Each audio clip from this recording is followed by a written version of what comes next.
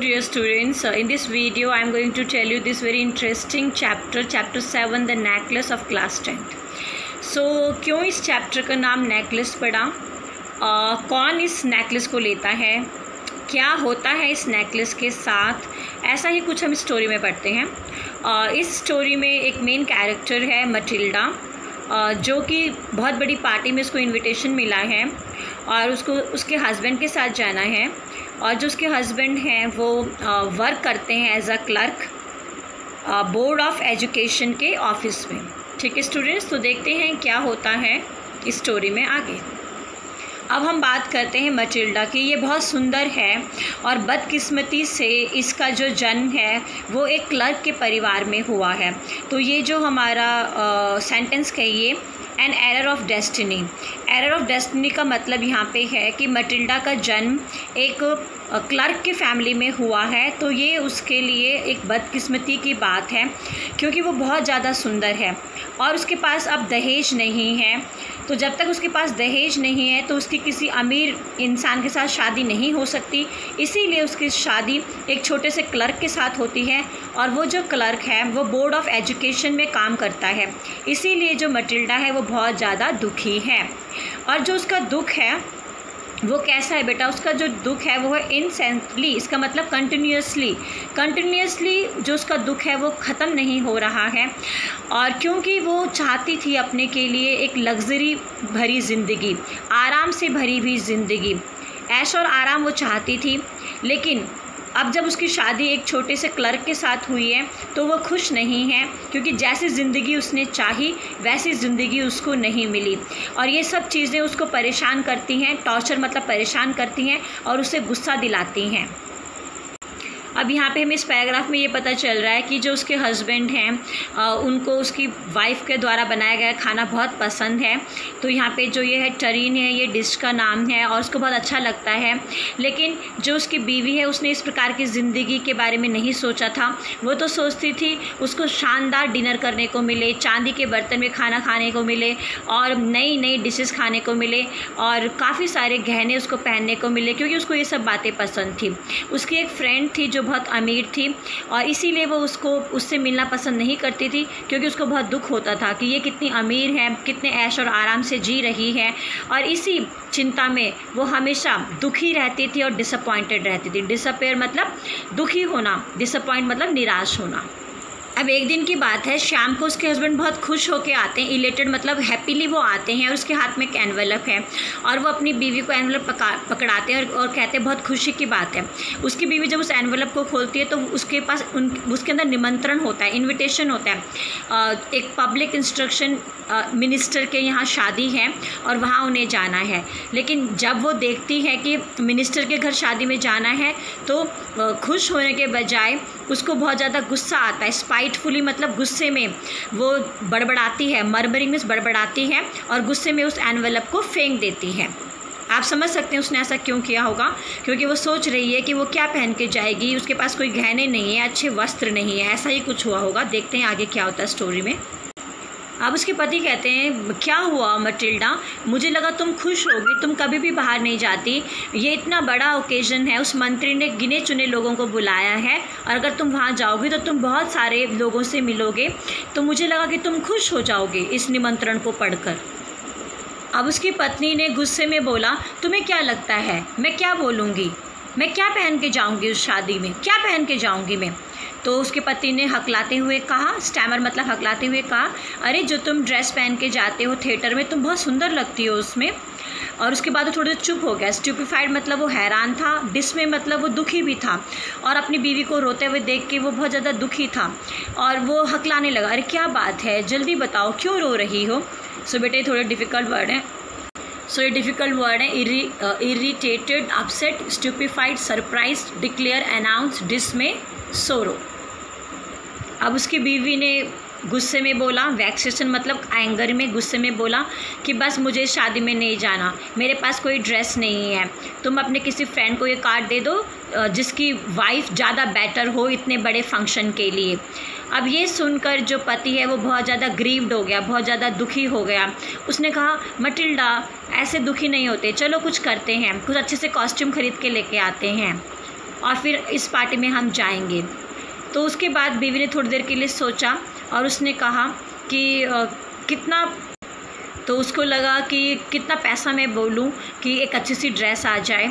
तो हेजिटेशन भरी आवाज़ में उसने, संकोच भरी आवाज़ में उसने कहा कि 400 फ्रैंक्स तो मुझे लगेगा, 400 फ्रैंक्स में अच्छी सी ड्रेस आ जाएगी। अब जो उसके हस्बैंड थे वो बहुत ज़्यादा पीला पड़ गया, क्योंकि उसने इतने 400 फ्रैंक्स जमा किए थे एक गन खरीदने के लिए, लेकिन अपनी बीवी को वो उदास नहीं देख पाया। तो उसने कहा चलो ठीक है, मैं तुम्हें 400 फ्रैंक्स दूंगा, तुम जाओ और अपने लिए एक सुंदर सी ड्रेस लेके आओ, कॉस्ट्यूम लेके आओ। ये थोड़े डिफ़िकल्ट वर्ड आए हैं बीच में बेटा। स्टैमर, स्टटर, हकलाना, रिफ्लेक्टेड, थॉट, सोचा, वैक्स, एंगर, गुस्सा, फ्राइटन्ड, अफ्रेड, डर गया। सो अब जैसे जैसे शादी का टाइम पास आने लगा तो वो बहुत परेशान नज़र आने लगी। उसके हस्बैंड ने कहा क्या बात है, आजकल तुम खोई खोई रहती हो, क्या हो गया? तो उसने रिस्पॉन्ड किया, उसने जवाब दिया, मैं बहुत ज़्यादा परेशान हूँ। वैक्स मतलब परेशान हूँ, मेरे पास अपने आप को सजाने के लिए गहने नहीं है। एडॉन मीन्स सजाना, गहने नहीं है। और उन इतने अमीर औरतों के बीच में, इतनी सुंदर औरतों के बीच में मैं बहुत ज़्यादा गरीब लगूंगी, तो मुझे नहीं जाना पार्टी में। तो पति ने कहा आजकल इतने सुंदर सुंदर फूल लगे हुए हैं, तुम अपने आप को फूल से सजाओ और ये बहुत ज़्यादा फैशनेबल भी लगेगा। चिक मीन्स फैशनेबल लगेगा। लेकिन मटिल्डा कन्विंस नहीं हुई। उसने कहा नहीं, ये तो बहुत शर्म की बात है, मैं नहीं जाऊंगी, मैं उन अमीर सुंदर स्त्रियों के बीच में बहुत ज़्यादा गरीब नज़र आऊँगी, मुझे नहीं जाना। फिर उसके हस्बैंड बोले अरे हम कितने बेवकूफ़ हैं, अरे तुम्हें अपने दोस्त के पास जाना चाहिए, और तुम्हारी दोस्त जो है ना उसका नाम है मैम जेनी फ्रोस्टियर, उसके पास तुम जाओ और उससे कुछ गहने ले लो। एकदम से मटिल्डा जोर से चिल्लाई, वाह मुझे तो पता ही नहीं था, मैं बिल्कुल भूल गई थी, हाँ मैं उसके पास जाऊंगी और उससे गहने लूँगी। अब अगले दिन मटिल्डा अपनी फ्रेंड के पास गई जिसका नाम जीनी है, जीनी फ्रोस्टियर के पास गई और उसने पूरी बात बता दी। तो जूनी ने कहा तो चिंता मत कर, मेरे पास तो बहुत सारी ज्वेलरी है, आ जाओ, तुम्हें जो भी पसंद आए तुम वो ज्वेलरी ले लो। उसके बाद सबसे पहले मटिल्डा ने ब्रेसलेट्स देखे, काफ़ी सारे कॉलर पर्ल्स देखे, काफ़ी सारे गोल्ड के गहने देखे, लेकिन उसको पसंद नहीं आ रहा है। उसके बाद उसने डिसाइड किया कि उसने सोचा क्या करूँ, कौन सा लूँ कौन सा ना लूँ। तो फिर उसने पूछा कुछ और भी है तुम्हारे पास? अच्छा। उसने बोला वाह, तुम अपने आप देख लो, आ जाओ तुम अपने आप देखो। अब उसके बाद उसने एक बॉक्स देखा जो कि काले कलर का सैटिन बॉक्स था और उसके अंदर डायमंड का नेकलेस था। उसके हाथ कांप रहे थे, ट्रेम्बल्ड उसके हाथ कांप रहे थे और उसने उस नेकलेस को निकाला और अपने गले में लगाया। फिर उसको लगा वाह कितना सुंदर नेकलेस है। उसने हिचकिचाते हुए कहा क्या तुम मुझे ये नेकलेस दे सकते हो? उसके दोस्त ने कहा हाँ क्यों नहीं, लेके जाओ। और उसके बाद मटिल्डा अपनी दोस्त जीनी के गले लगी और वहाँ से चली गई। उसके बाद जिस दिन बॉल था, बेटा यहाँ पे जो बॉल है ये गेंद नहीं है, यहाँ पे बॉल का मतलब होता है ऐसा प्रोग्राम जो अमेरिकन कल्चर के हिसाब से लोग डांस वगैरह करते हैं, तो दैट इज़ कॉल्ड बॉल। और उस दिन जो ये मैम मटिल्डा लॉयसल थी ये सबसे ज़्यादा सुंदर लग रही थी और हर कोई इसको देख रहा था, इसकी तारीफ़ कर रहा था और इसके सामने जाना चाहता था। और इस चीज़ को देख के जो मटिल्डा है वो आनंद मग्न हो गई, वो नशे में झूमने लगी। उसको लगा कि मुझसे सुंदर कोई नहीं है और इस मदहोशी में, अपनी सुंदरता की मदहोशी में वो डांस करने लगी और सब कुछ भूल गई। अब उसके बाद क्या हुआ, सुबह के 4 बज रहे हैं और ये जो वाइफ्स हैं ये बहुत मस्ती कर रहे हैं और मटिल्डा का हस्बैंड पास में ही एक सैलन है, वहाँ पर 3 और लोगों के साथ सो रहा है क्योंकि इन सब की पत्नियाँ बॉल में मस्त हैं, वो डांस कर रही हैं, इंजॉय कर रही हैं। और उसके बाद ये बाहर आई मटिल्डा तो इसके पति ने उसके ऊपर एक स्कार्फ दिया और उसको लगा कि ये तो बहुत पुराना है बहुत, और तो वो जल्दी से वहाँ से जाने लगी कि कोई उसको ना देखे।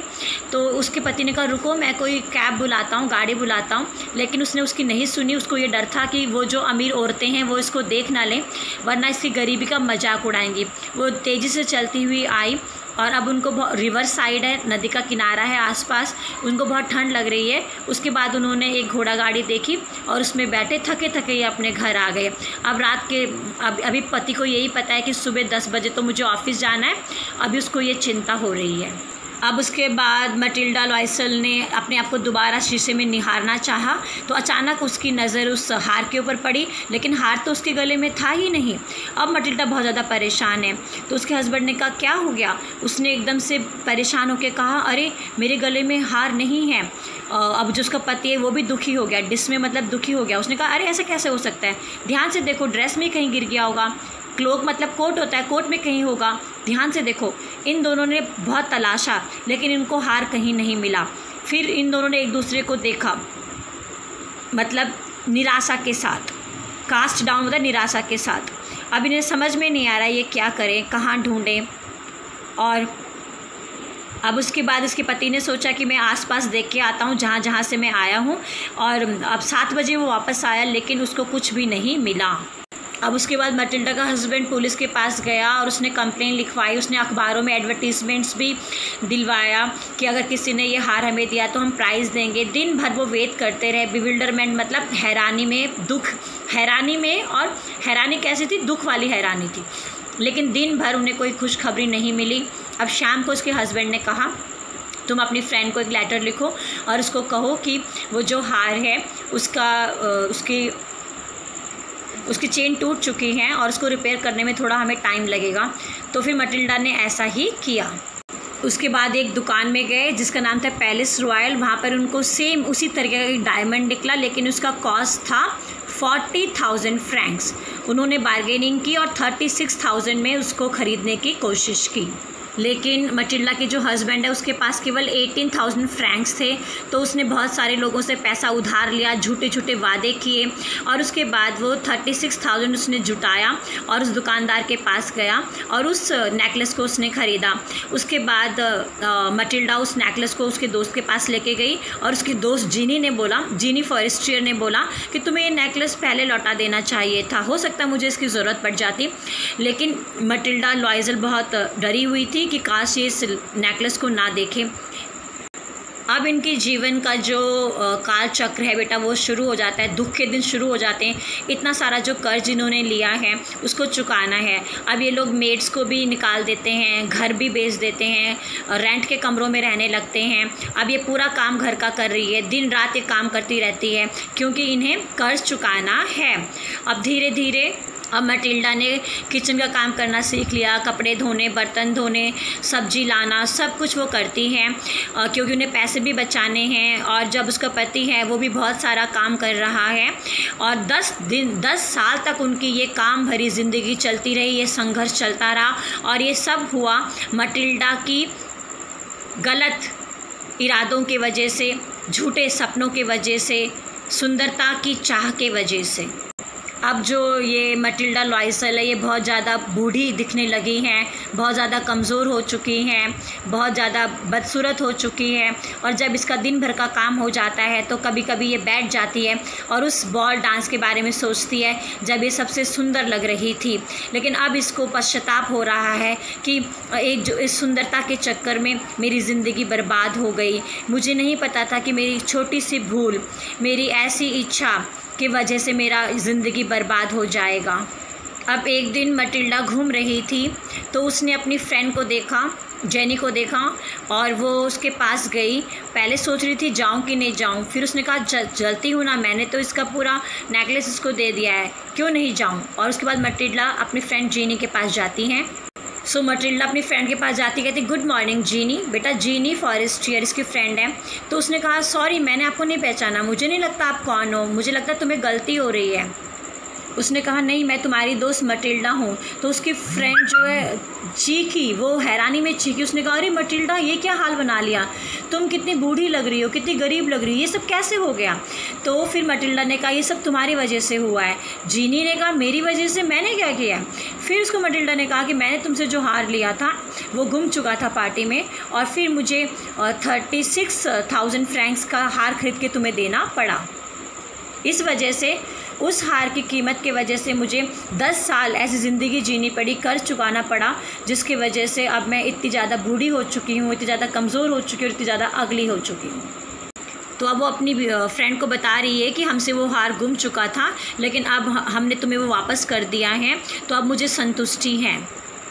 और जब जेनी फॉरेस्टर ने सुना कि उसका जो हार है उसको वापस किया गया और 36,000 फ्रैंक्स का हार उसको दिया गया, तो उसको बहुत दया आई। उसने मटिल्डा के हाथों को अपने हाथ में लिया। उसने कहा, अरे बेवकूफ़, तुमने मुझे बताया क्यों नहीं? मेरा हार तो नकली था, वो तो 100 फ्रैंक्स का भी नहीं रहा होगा।